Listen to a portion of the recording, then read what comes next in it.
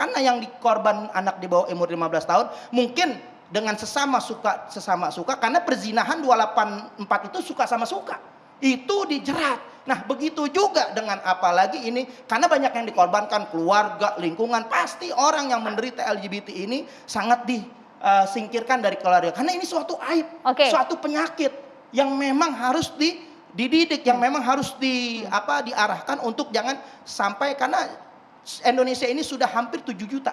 Bahkan kalau boleh dikatakan dari 100 penduduk Indonesia ada 3 yang LGBT. Data dari mana itu Bang Novel? Data dari CIA. Tahun 2015 juga data Kemenkes. Karena Kemenkes juga menyatakan ada unsur pria ini sampai hampir 2 juta itu per 2012. Artinya 10 tahun belakangan ini sudah sangat meningkat yang itu begitu luar biasa. Itu perspektif Anda ya. Bagaimana? Gus Rofi setuju dengan ini?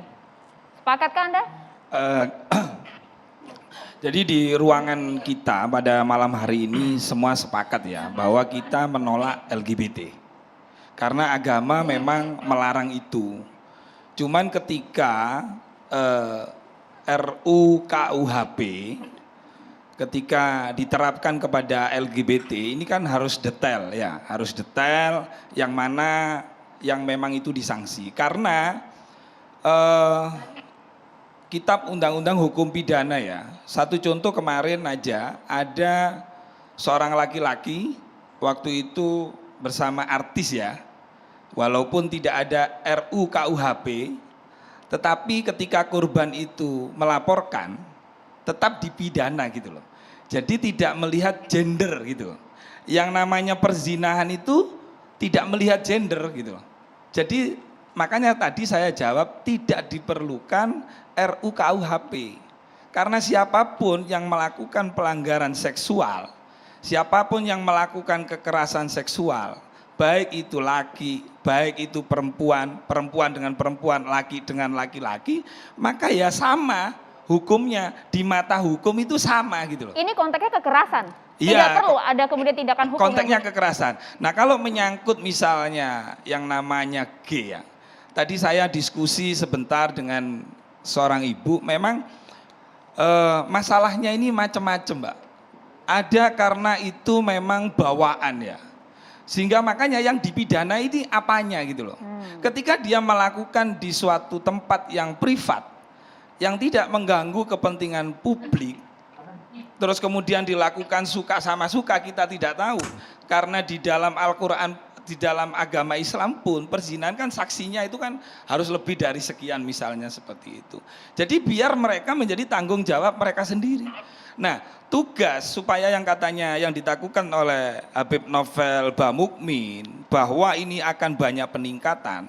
Maka dari itu dengan adanya Yai Khalil Nafis, dengan adanya penceramah, pendakwa, tokoh agama, ini tidak boleh menyerah, tidak boleh berhenti di tengah jalan untuk terus berdakwah, terus mengajak bagaimana caranya hal-hal yang sepertinya LGBT ini berkurang gitu loh. Gus Rofi, supaya pemirsa tidak salah mencerna, apakah artinya Anda mengesankan bahwa ya sudah dibiarkan saja LGBT ini mereka beranak pinak selama tidak mengusik di kehidupan sosial. Jadi mereka tetap eksis, jadi tapi tidak mengganggu kita bersama. Jadi gini, kita ini untuk membentengi hal itu kan yang paling penting di keluarga kita ya. Di keluarga kita atau di saudara kita ini kan dari ilmu agamanya.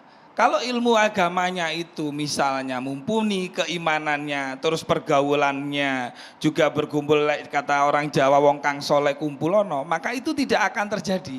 Memang ini PR kita dan kita sepakat bahwa LGBT ini bagaimana caranya agar terus supaya itu ditekan. Tapi kasus yang kami tayangkan Gus Rofi, ada juga orang yang oknum seperti itu, yang berbalut mereka agamis, religius, ternyata pelaku LGBT. Saya kira tidak hanya LGBT ya, banyak berita kemarin kejadian di Garut, ini di luar dugaan kita, ternyata bagaimana coba, berapa itu santri yang dicabuli terus kemudian sampai punya anak. Jadi PR kita sebenarnya tidak LGBT kalau berbicara masalah perzinahan, kalau kita berbicara masalah seksual, jadi luas gitu loh. Nah kitab Undang-Undang Hukum Pidana itu makanya tidak hanya menjerat LGBT-nya, tapi siapapun pelakunya, mau laki mau perempuan, kalau dia melanggar hukum, melakukan kekerasan dan ada korbannya, maka itu bisa ditindak gitu. Ya, Jadi apa yang disampaikan Gus Raffi ini boleh dikatakan konteksnya nggak nyambung. Karena kenapa? Ini ada LGBT yang terekspos, yang dipromosikan ini adalah suatu provokasi dan ini yang namanya kemungkaran, maksiat yang terang-terangan.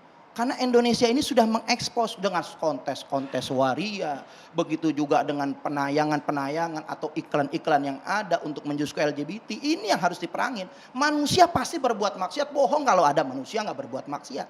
Ketika manusia berbuat maksiat, apapun yang dilakukan, ya tutupin maksiat. Haram kita untuk membongkar atau mengintip-ngintip orang sedang berbuat maksiat. Akan tetapi yang menjadi PR kita ini adalah LGBT yang dieksploitasi. Nah, respon Anda, Gus. Nah, tapi kan begini Mas Novel, nah itulah tadi, karena Indonesia ini kan ratifikasi HAM itu kan nggak bisa lepas.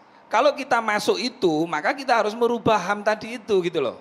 Kembali kepada hukum Islam misalnya seperti yang Ini diingin. konteksnya artinya adalah begini, bukan yang kemudian kita berbicara konteksnya ruang privasi personal satu pasangan begitu. Tapi artinya ini adalah kemudian mengajak, ada syiar. Mungkin bisa kita sebutkan dari beberapa kasus misalnya pesta seks begitu. Nah, itu bagaimana? Ya kalau berbicara peta seks, makanya kalau itu LGBT dilaksanakan di ruang privat, yang mana kita tidak tahu, ya urusan dia sama Tuhan gitu. Gus, ini di ruang publik, privat, maksudnya? ini ruang publik bukan privat. Privat semuanya kita nggak tahu urusan apapun mereka.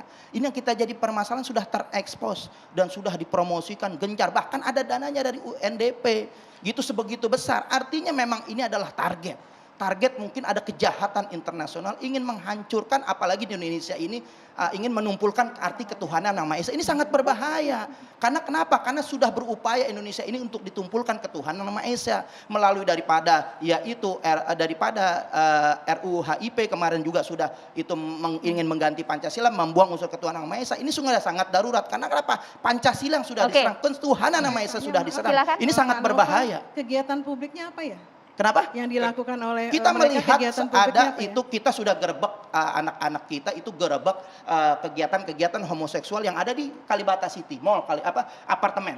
Itu artinya ada mereka ini berkelompok di Ya, suatu tapi itu tempat kan karena komunitas. digerebek ya, bukan Iya. di depan umum kan. Artinya kalau di mereka depan sini udah yang namanya enggak, kalau di kemungkaran depan itu lebih dari umum satu orang. enggak gini loh. Kemungkaran itu maksiat yang terang-terangan kalau sudah lebih dari satu jadi orang. harus clear. Ini di depan publik atau di ruang privat karena tadi dicampur aduk. Nggak bisa, Nah, ini lebih dari satu orang. Itu dengan Iya. lebih daripada satu Kalau orang. di Dia depan umum mempertontonkan kita sudah punya kemaksiatan, melakukan hukum. maksiat itu Siapapun kemungkaran. yang Ini ada melanggar rumusnya. Kita dengarkan dulu, kesusilaan Kang. di muka umum atau di muka orang yang tidak menghendaki, itu nggak peduli mau dia tuh orientasi seksualnya homoseksual atau heteroseksual, dia akan dikenai tindak Mbak Ratna, pidana. menarik soal jerat Sama hukum. dengan pencabulan. Kalau perbuatan ruangnya cabul, private juga maupun publik, bagaimana jerat hukumnya? Sesaat lagi akan kita bahas setelah jeda berikut Jadi yang kita jadi nggak boleh catatan demokrasi. diskriminasi, semua Iya. harus sama di muka Baik, hukum. Oke. baik Mbak Ratna. Sesaat lagi akan Berdasarkan kita bahas. ketuhanan Ditahan Yang Maha sejenak Esa. Bang Novel. Ditahan sejenak. Budaya saja harus tuh. Baik, kita iklan terlebih dahulu Bapak Ibu. Nggak boleh.